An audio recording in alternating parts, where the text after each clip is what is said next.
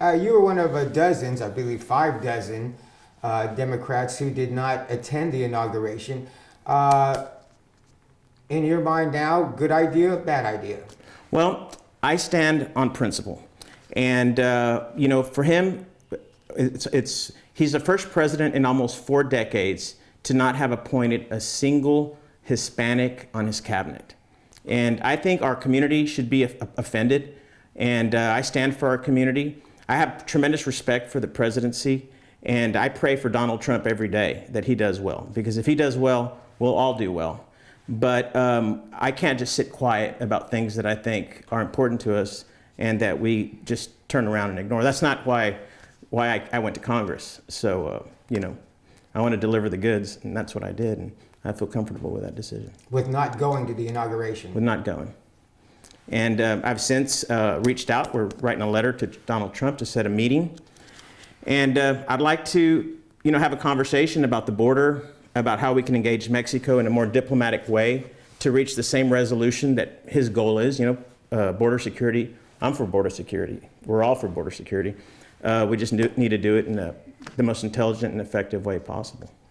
All right. And finally, as far as, God, a long ways to go. I think we're 4 days into his presidency now, and it seems like forever already. It has. Especially in the press and the way the press is being treated. I'm not there in Washington, but we're all part of the press. How hard do you think it's going to be for Democrats the next 4 years trying to get anything done, or even trying to stop both Donald Trump and Republicans from passing a lot of the policies that you guys have been against for so long? Right. Well, I'm cautiously optimistic. I've reached out to the other side already and made friends with Republicans in Congress and try to find common ground to benefit our region and try to find where we do agree and try to move forward on those areas. Now, we hear, that they can, they've got the House and Congress, but remember, they need 60 votes in the Senate to be able to get things to vote. So they need the support of the Democrats that are there to be able to actually put bills on the floor. And another important point that I think I should make is Donald Trump had this presidential order to construct the wall. The funding for that comes from Congress. So he needs to get the money from somewhere. I don't think he's going to write a check from his personal account. So Congress needs to fund that. So at some point, the monies need to be appropriated through the Appropriations Committee and through Homeland Security.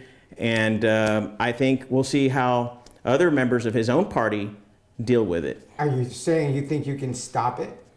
I'm saying that we want to have a common sense conversation with the other side to see if they will see things our way. I can assure you there's members on both sides of the aisle and on both the House and the Senate side that believe free trade with Mexico is good, that believe our relationship with Mexico, they see them as an ally, which they've been, and a friend, and potentially building a wall might not just be the most intelligent, effective method of bringing more security. All right. And my last question, you hear it every night, well, not just the pundits, but you hear, not just the comedians and the late night people, but you also hear from all of the cable networks where they're talking about Donald Trump, and they say, well, he doesn't seem to seem to really understand a lot of the issues, not even understand a lot of the issues, that his people are trying to take him away from the TV because he's watching too much TV. Yesterday he said that he might bring martial law into Chicago because of after 1 hour after on Fox News they said, what is he going to do in Chicago? Maybe bring in martial law. And then he tweets where he might bring in martial law. Is a lot of people ran the campaign, they lost, saying that he was unfit to be president, both intellectually and emotionally and a lot of different other areas. Do you think he's unfit? He is the president, but Do you think in many ways he's unfit? I don't want to believe that. I want to be optimistic and believe that he's a pragmatic, common sense person at some point after, the campaign rhetoric is over. Now, we're going to see. It's kind of a wait and see. And it's not just the folks on the Democratic side. I talked to my Republican friends, and they seem to think very much alike. And they're just as concerned. And if you look, for example... but what are they concerned about? Well, I guess the uncertainty. Usually I think there's more certainty within your president when he's from your party and he was just elected. As you saw, it turned quite divisive towards the end on the campaign trail between House members and the president. I don't think that had ever been seen before. And so, I think it's kind of a wait and see for everyone, including the Republicans. Okay, but as far as the question is concerned, do you think he's fit to be in that office? This is nuclear. We're talking about the person with his, that can call a nuclear strike at any time if he wanted to. I don't want to say that he's unfit. I want to give him the opportunity to act and play the role of the presidency for 6 months. And I think it'll be soon enough that we'll see his capability as a president. But, I want to give him the benefit of the doubt.